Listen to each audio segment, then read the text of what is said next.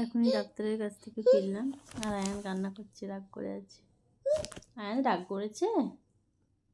আয়ান রাগ করেছে? আয়ান রাগ করেছে কেন? ওঠো ওঠো ওঠো, উঠে এসো, উঠে এসো। আয়নের জন্য দুটো গিফট এনেছে।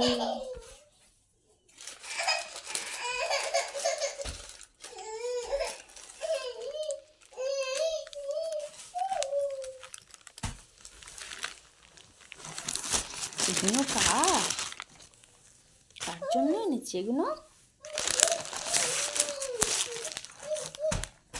একটা গেঞ্জি, একটা গেঞ্জি,